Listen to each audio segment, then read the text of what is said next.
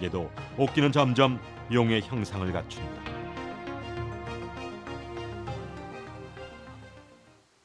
대릉하 상류에 위치한 사해 유적. 우하량 유적지보다 2100년이 앞선 것으로 중국 문명 가운데 가장 먼저 옥기가 출현했다. 그런데 이곳에서 바로 용 형상의 돌무더기 석소룡이 발견된다. 스스로를 용의 자손이라 불렀던 중국인들. 그들이 숭배하는 용의 기원은 중원이 아닌 바로 이 요하유역이었다. 20m나 되는 거룡이, 이게 발이 있고 입이 있고 머리가 있고 꼬리 부분이 있고 그런 용이 여기서 그런 형상이 나왔다는 것은 동북아시아의 그 용신앙의 그 원류가 아닌가 생각합니다. 중국 고고학회 상임이사장인 곽대수는 우하량 유적지 고고 발굴 보고에서 이렇게 말하고 있다. 중국 5000년 문명의 기원이 요하유역에 있음이 유적으로 확인됐다. 특히 우하량 적석청 제16지점에서 발견된 옥풍, 옥인 등을 비롯해 각종 제단과 묘, 이들의 배치는 북경의 천단이나 명나라 황제를 모신 13릉과 비슷해 예의 원형을 찾아볼 수 있다. 중국 문명의 중심지가 결코 한 곳만이 아니었다. 결국 저명한 고고학자 소병기 또한 홍산 문화는 중화 문명의 서광이라며 요하유역을 중국 문명 발상지 가운데 하나로 인정했다. 중국이 여태까지 그 중국 문명 하면 황하 문명, 그다음에 장강 문명을 얘기를 하였는데 지금 요하 문명은 중국 문명보다, 그러니까 황하나 장강보다도 2000년이나 앞선 그런 문명으로서 중국이 과거에 생각했을 때는 오랑캐 문화였습니다. 동이의 문화였는데 이것이 현재는 중국 영역 안에 있다 보니까 중국이 새롭게 문명 논을 재편을 하여서 이 모든 것을 중화 문명으로 잡고 새롭게 중국 문명을 정리하는 그런 작업이라고 볼 수 있습니다. 황하 문명보다 1000년을 앞선 요하 문명은 서양의 이집트나 메소포타미아 문명과 거의 동일한 시기에 생성된 문화이다.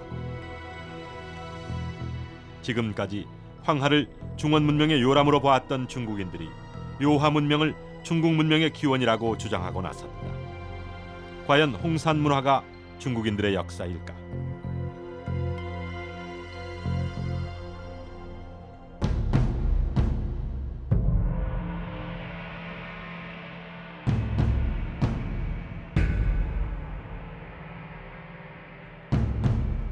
중국인들이 생각하는 중국의 경계는 어디일까?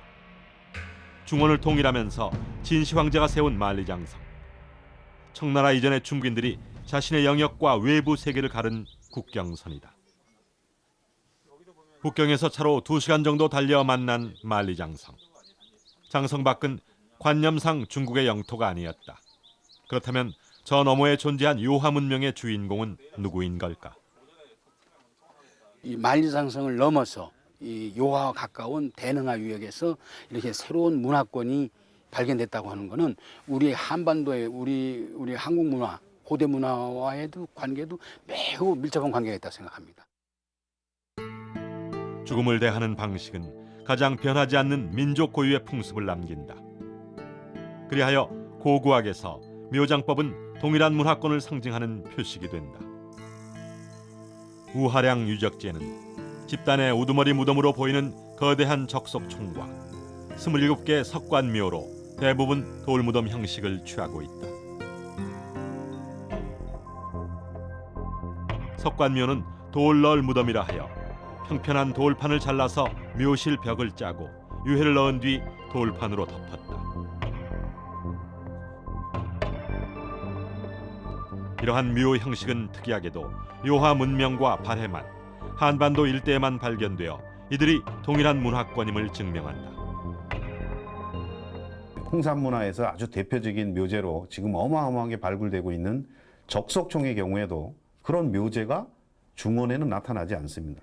여러분들 잘 아는 것처럼 고구려의 장군총이라든지 이런 것들이 그 적석총의 대부분의 그 가장 전형적인 형태라고 볼 수 있는데 그와 거의 유사한 형태로 홍산 문화에서는 3단으로 되어 있는 방형 혹은 원형의 제단이나 적석총들이 굉장히 많이 발굴되고 있어요.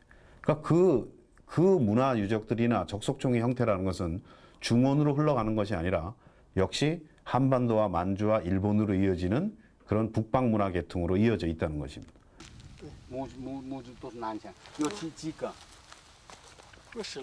취재진이 찾은 곳은 사해유적의 중화 제1촌.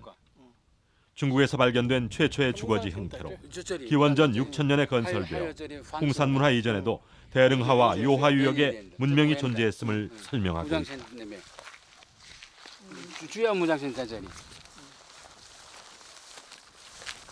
그래서 이 유적은 특히 중요한 그 세 가지 요소가 있는데 첫째는 토기 양상이 빗살무늬 토기를 쓰고 있다는 거. 곡식을 담아두고 음식을 조리하던 그릇에도 문양을 새겨 넣은 고대인들의 마음.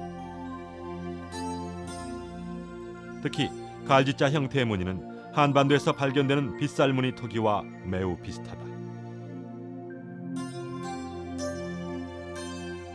수천 년이 지나도 바래지 않는 영롱한 빛, 옥. 최초의 옥귀고리, 결상이식은 우리나라 고성 문암리에서 발굴된 것과 흡사하다. 우리하고 매우 가까운 지역, 고조선이나 우리 고대 민족 동해 지역의 이 지역에서 이 고대 문화가 창조되어 있다는 것은 우리 고대사, 우리 고대 문화, 우리 고대 민족 이게 연구하는데 매우 중요한 위치를 차지하고 있다고 저는 생각하고 있습니다. 문명의 충돌은 새로운 문화로 거듭난다.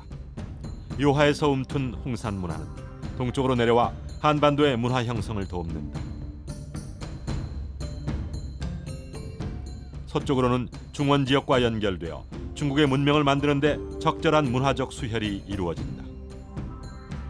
고고 발굴이 진행되면서 많은 것들이 요하에서부터 시작을 해서 중원으로 내려간 것을 설명해내는 사람들이 많이 생겼어요. 실제로 지금 중국 학자들의 논의로는 최초의 용의 형상도 요하에서 발견이 되고요. 최초의 봉황 형상, 그다음에 최초의 그 주거지, 집단 주거지, 그다음에 갑골문의 원형이라고 얘기하는 도부 문자나 암각 문자 이런 것들이 전부 요하에서 가장 먼저 보입니다. 그래서 지금은 많은 사람들이 요하와 황하 지역이 서로 교류가 했다는 것에 대해서 인정을 하고 있어요. 일방적인 영향관계에 있는 게 아니라 앙소 문화의 영향을 받는 측면도 물론 있지만은 여기에서 내려가서 영향을 준 것들이 많이 있습니다.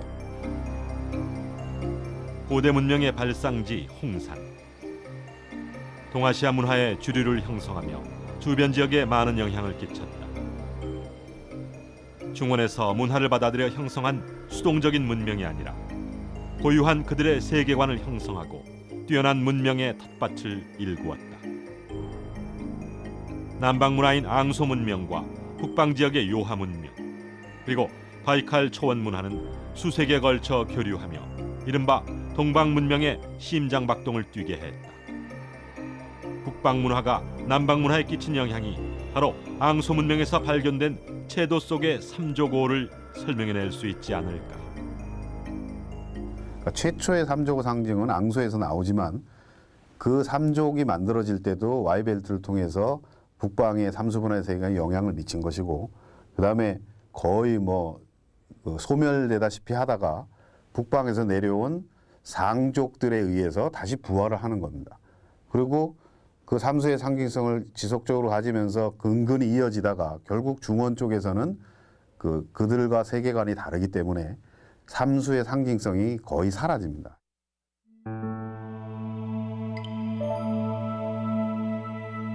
중원에서 사라진 삼조고는 고구려인들에 의해 그들만의 삼조고로 부활했다.